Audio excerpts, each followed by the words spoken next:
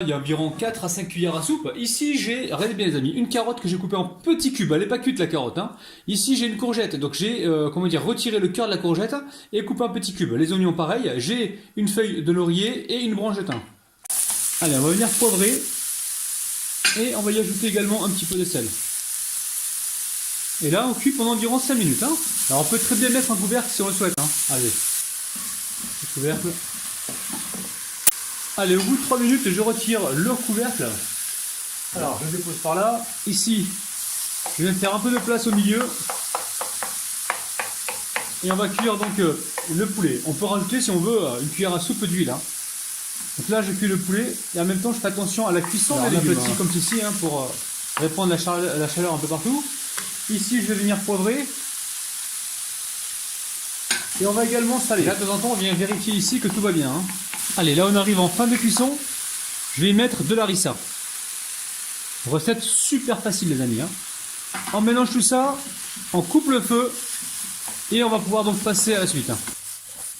Alors ici j'ai environ 4 pommes de terre. Je les ai cuites à l'eau, donc dans l'eau légèrement salée, pendant environ 25 minutes. Hein. Dès que ça commence à bouillir, vous comptez 20 à 25 minutes. Donc là je viens juste les écraser. Donc j'ai mis un peu de sel dans l'eau. Hein.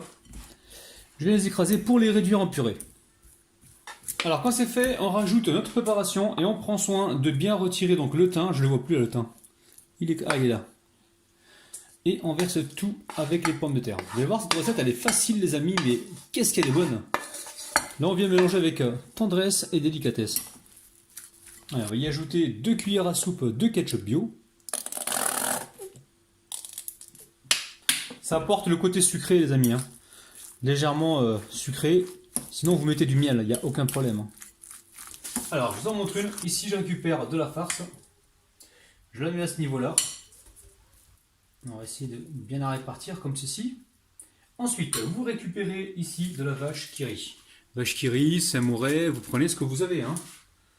On va en mettre comme ceci.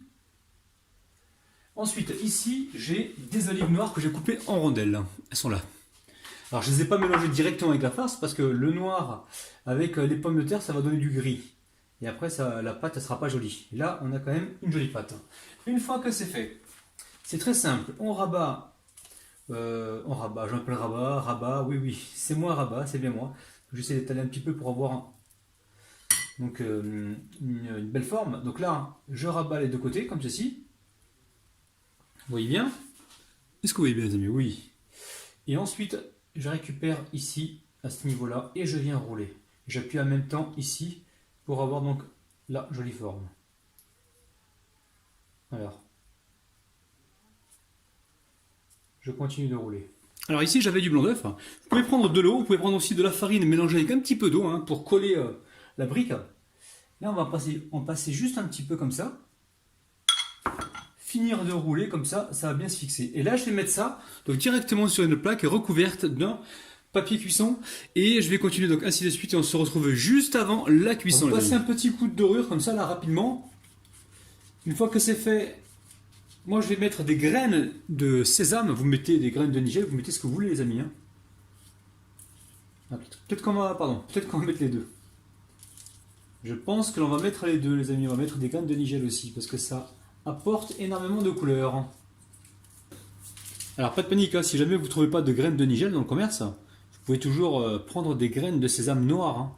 Mais sinon les graines de nigel, vous pouvez en trouver dans des boucheries musulmanes. Je sais qu'ils en vendent. Sinon on peut en trouver aussi dans certaines grandes surfaces, pas partout. Hein. Surtout en ce moment en période de Ramadan on en trouve. Ou sinon dans les épiceries ou dans les marchés aussi. Marchés, les gens qui vendent des épices et tout. Vous pouvez en trouver chez eux.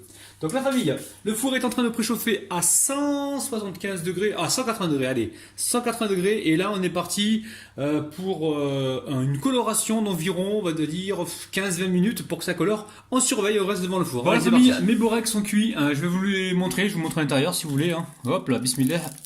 Waouh, regardez-moi ça les amis. Ça donne juste envie. Hein.